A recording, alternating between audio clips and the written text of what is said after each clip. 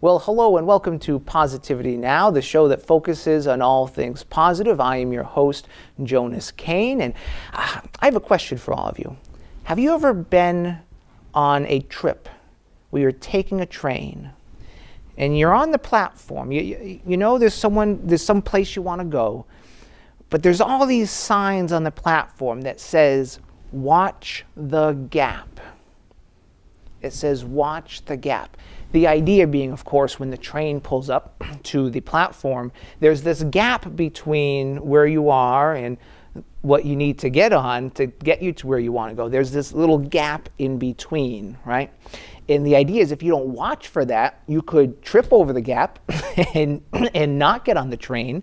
Or you could, even worse, if it's a big enough gap, you can fall in and get severely injured. So the idea is if we don't watch the gap, if we don't watch for the things that are preventing us from getting from where we are to where we want to go, we're not going to be able to get there. And that is the theme for today's episode. How do we get from where we are to where we want to go? One of my mentors, a man named John Maxwell, he has a list of seven gaps. I've extended the list, so I'm not sure where his list ends and mine begins, but he has a list of like 7 or 8 gaps, and I've extended it to even more. So I'm going to list off all of these potential gaps in our lives. And what I'd like you folks to do is just to listen to what these gaps are and pay special attention to the ones that you have personally experienced. Maybe it's something you're going through now. Maybe it's something that you've experienced in the past that might be a recurring theme in your life.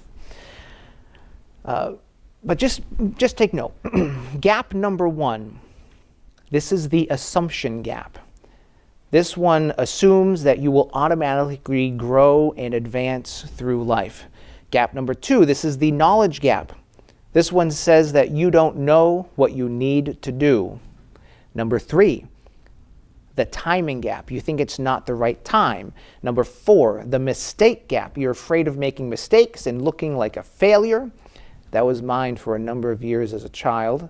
Number 5, the perfection gap. You think you need to already be perfect before you begin. A lot of us get stuck in that one. Number 6, the inspiration gap. You just don't feel inspired. You just don't feel like it. Typical high school students, right? You just don't feel like it. The comparison gap. You think others are better than you, so why bother trying in the age of social media? This is a big one. Everyone is comparing themselves to their friends and to major influencers and celebrities. That is a huge one. Number 8, the expectation gap. You thought it was going to be easier than this. That is a big one. Because we have to remember that anything worthwhile is going to take a while, by definition. And it's always going to be harder than we thought. It's going to cost us more than we thought. We're going to have to sacrifice more than we thought. So that's the end of my mentor's gap. These are the remainder of these gaps are ones that I have added in the meantime. The loner gap. You think you need to do it all on your own, and you refuse to accept help. I have a lot of friends over the years who have been stuck with that one. Number 10, the money gap. You think you can't begin because you lack the appropriate resources. A lot of things are going to take money, that's true, but there are ways to get around that. The confidence gap. You don't believe you'll actually have real success. That is a huge one. A lot of folks are struggling with that one. The worry gap. You're afraid of all the what ifs. This is my mother. Oh, I'm so worried. I love you. I love you, Mom, if you're listening. But you are a worrier. Remember, there's nothing to worry about. You can be concerned, but don't worry. Number 13, the planning gap. You spend all your time planning and no time doing. I think I get stuck in that sometimes. Number 14, the superior gap. You think you already know it all and are already perfect. I know none of you are like that, but I'm sure you know people who have that gap. The settler gap. You value good enough over improvement. That was me for way too long. The settler gap. Number 16, the skills gap. You believe you lack the proper skills to succeed. And number 17, the education gap. you believe you lack the proper education to succeed. It's a lot of gaps. So my question for you is, which gaps did you recognize as ones that perhaps have had an influence on you in the past, or maybe they still have a hold on you? So now the question becomes, now that you're aware of these gaps, and maybe there's more gaps that I just haven't recognized, but let's just focus on these ones. The question becomes, how do we get over these gaps? Well, that's what this episode today is all about. We're on episode 3 of our 8-episode series on the 8 steps for thinking, being, and staying positive. Today, it's all about the S, stimulate your passions. So check it out.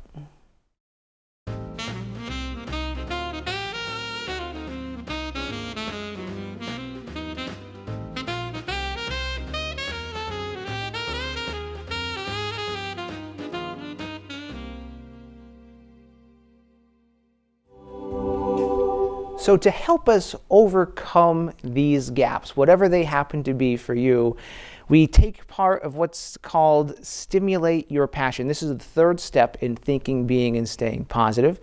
We talked about play, and pursue. We talked about open mind, open heart. With this step is to stimulate our passions. Well, what do I mean by this? Well, basically, passions is what I define as you take your natural talents, the things that you're naturally good with, and then you also take your natural interests, the things that interest you, that you think about even when you should be thinking about other things. And when you combine it with your talents, the things that you do better than most people with little to no effort, bippity boppity boo, you get your passions. Now, there's those who would argue that we should focus on our passions, but I would suggest that we have to really take it that next step to stimulate our passions, because that's what's going to allow us to go from where we are to where we want to be, to get over that gap. Because if we just focus on our passions, we just focus on what we're good at, we're not going to grow. We're not going to get anywhere. We're just going to get the same old, same old. However, when we combine it and stimulate our passions, we find that there's a connection between our interests and our talents. Because when we pull down on one, we see that they are connected. So this starts to focus on our passions, but what about stimulating our passions? That's when you focus on things outside of your natural talents and interests. For example, there's a book out, it's called High Performance Habits by Brendon Burchard, and he says, and I'm going to paraphrase, a Super Bowl winning quarterback doesn't just know how to throw a ball. They have to master mental toughness, nutrition, brand building, contract negotiations, things that have nothing to do with throwing a ball. But if they want to become a Super Bowl winning quarterback, where they're going to have to stimulate their passions and dive into things that they're not naturally talented in. They're going to have to learn new skills. They're going to have to dive into things that aren't their natural interests. They're going to have to stimulate their passions.